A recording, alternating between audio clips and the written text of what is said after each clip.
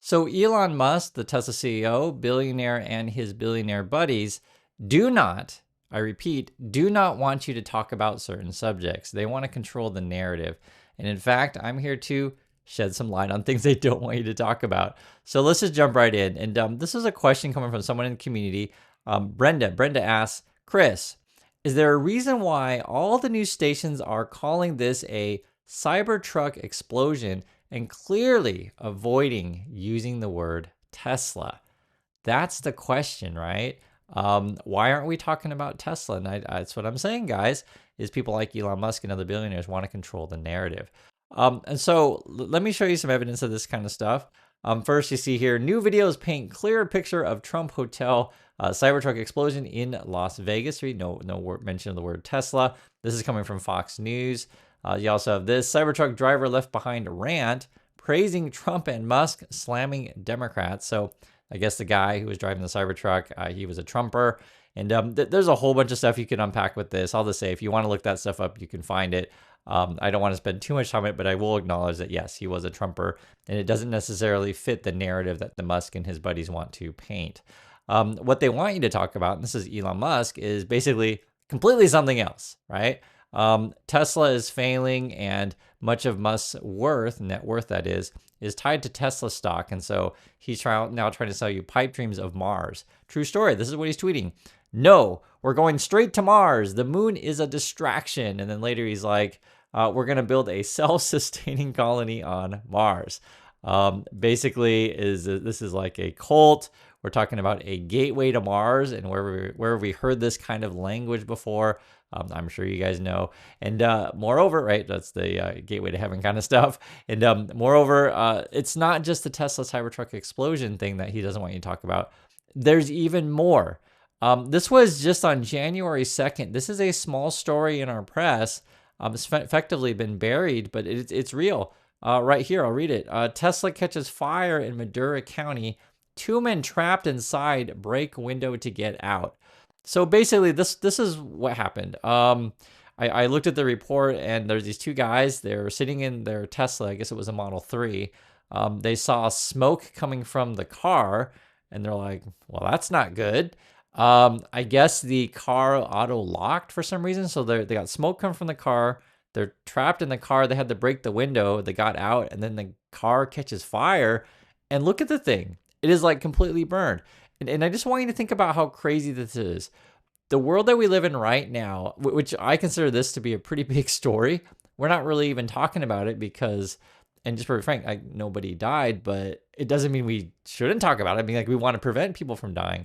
But essentially, the way this game is played, people like Musk and his billionaire buddies don't want you to talk about certain things that could damage them. And honestly, guys, you could get massive amounts of lawsuits. You don't realize it. And a lot of people, because when they say, hey, Elon Musk, Tesla could go bankrupt, you don't realize it's closer than you think, because any number of these things, like if you had a massive amount of malfunctions and a lot of people got hurt, and essentially Elon Musk wants to hide the crash data from you.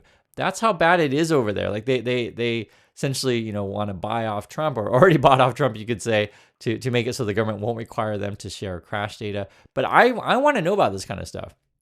I don't know about you, but like, if it's not just Tesla, like any product, if there is a serious, defect in these things to where my life is in danger, I want to know about it. And this is why, sort of these billionaire class, that they want to hide these facts from you and essentially control the narrative. So I don't know the cause of why, the Tesla would just start smoking out of, I don't know why.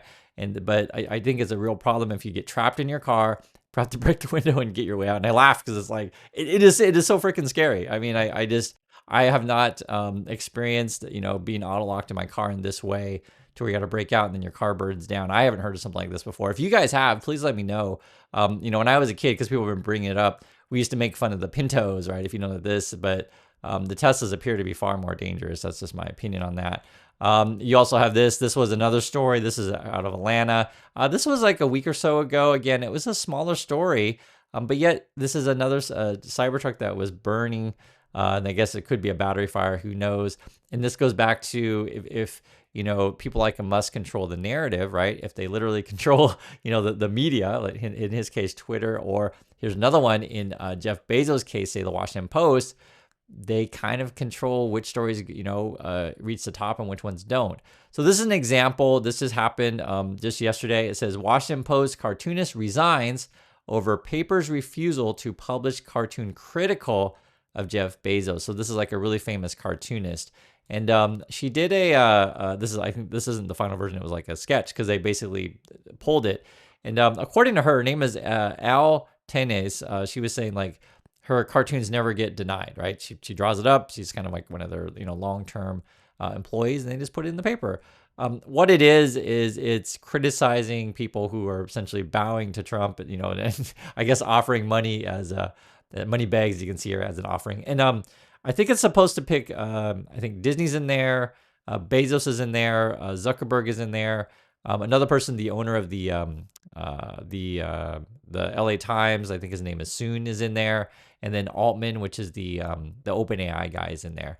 So she's saying that this has never happened before. The newspaper editor is saying no, we just had too much stuff to print and it just wasn't enough space. But I'll let you guys be the judge who to believe. It's like a he said, she said. I'm going with she, the artist. If she says it's never happened before, I just, it's hard to refute. I'm just gonna go with her. So, but I'll let you guys decide. But this isn't the first time that we've had these kind of problems. There's sort of like a dispute between the staff, right? Just your regular workers, and the people who own said paper.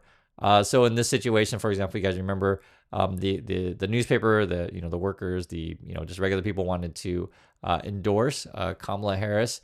Bezos basically pulled that story.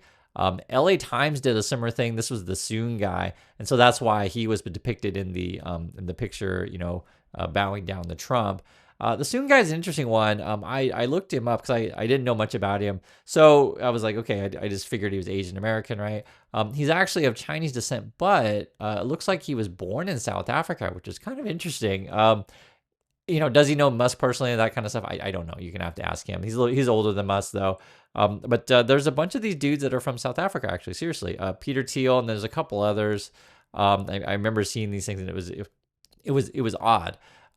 So there's that. So the thing I want you to focus on again is, why do billionaires, sort of control the narrative of things they want you to see? Is because there's certain things that might be damaging to their interests. And to be perfectly frank, billionaire interests are probably not going to align with yours, right? They're here to essentially control everything and consolidate power. And that's why I'm trying to keep you informed of what's happening. I'm not into oligarchs, right? I'm not into as a person in the community, coined Brolyarchs. I think, sort of equal treatment of human beings is a good thing. But, some people do bow to these people. And there's that, and I point that stuff out. So this is Elon Musk. This is 2 hours ago. He says, dead giveaway. And it's like I don't know this account, Declaration of Memes. He says, if you know who the bad guys are, it is the side who wants you arrested for memes and jokes. So these people tell themselves all the time. And basically, Elon Musk, he likes to claim that he's a free speech dude. But again, him, Bezos, and a bunch of other people, in this class try to control the narrative. Another thing, for example, is Elon Musk says he's all about free speech. And so in this situation, he's suing California because California, wants to have this law that basically, leading up to election, no deep fakes. If you don't know what we're talking about here, is basically right now with AI, we have the technology to manipulate someone's voice and someone's video to basically appear that people are saying things that they didn't say. It's extremely dangerous. So it is different, in my opinion. It is different than, say, a political cartoon, where it's clearly a cartoon and clearly someone's opinion, opposed to AI stuff, which is like you can't tell what's real or not real anymore. So Musk would say, in his point of view, he would say, well, deep fakes, right, using AI to pretend to be other people, is part of parody and part of free speech. I disagree. But Musk would also say that false advertising is free speech, and I can say that my products can do, wondrous things and stuff like that. Guys, this is important stuff to talk about, because it does affect your daily lives in many ways. Say, for example, you're in a product that's malfunctions or a defect. In the case of Tesla, that smokes, catches on fire, and your only way out is to break the window and save yourself. He's getting involved with a bunch of QK politics these days. I can't even show you all the tweets. I'll just say it's a lot. I mean, it's well over 100. It's a lot. You also have this. He's been complaining about, like, why are you prisoning people for spreading misinformation in the UK? I guess in the UK, your guys' laws are much stricter than, say, the USA. I haven't followed this story, like, extremely close, but if you're in the UK, you can chime in. I guess there's a couple guys were, doing all kinds of stuff on social media, and why, what kind of stuff could be dangerous. So what if, for example, I release the address of some person? What if that person is, well, it doesn't matter. If they're innocent or guilty or whatever, you're still releasing the address of some person, and all these people show up at your house. Like that kind of stuff. I hope you understand that. That's extremely dangerous, let alone false narratives, etc. And that's the kind of power these people have. And moreover, you also have this, Musk is getting involved in German politics. He keeps promoting, hey, I'm going to talk to this far right person, etc. So there's that. The world is really unstable right now. And Musk, and again, people like him and his buddies want to control the narrative. I'll give you another example. This is just happening just minutes ago. I guess in Australia, not Australia, sorry, Austria, the government it says collapse. Austrian coalition talks collapse. Chancellor to step down. So will Musk start tweeting about Austria all day, every day, and start promoting far right people there? I wouldn't be shocked. I wouldn't be shocked. What I find interesting, though, and thank God, it's for real, he hasn't been tweeting about Korea. We got our own problems here, if you guys don't know. I'm an American. I was born in Vietnam, but I'm an American, and I live here in Korea. And we're actually have a different history, say, than the USA, and a different recent history as well, to where we impeached President Yoon. Which in my opinion is a good thing. He declared it illegal martial law, tried to pull a military coup, and the American people were like, no. And basically, at the moment, the sort of standoff is there's been a warrant for his arrest. So this is the president, and then he still has some supporters, which I think the latest polling data was like, it's something like around 70-ish don't like the guy. Still 30% do like the guy, something like that, which is still nuts in my opinion. This guy tried to do a military coup, which is ridiculous. And so there's a warrant for his arrest. The police went to go arrest him. And it was like a lot. It was like 1,200 police. But there's so many, protesters in the way on his side that they couldn't arrest him. I think a Trump situation would be kind of similar if, Trump did something crazy and, there's a warrant for his arrest. I just say, for example, I'm sure there'll be Trumpers out defending him. Now, the good thing is there's no violence, and that's what we don't want, right? We don't want any violence.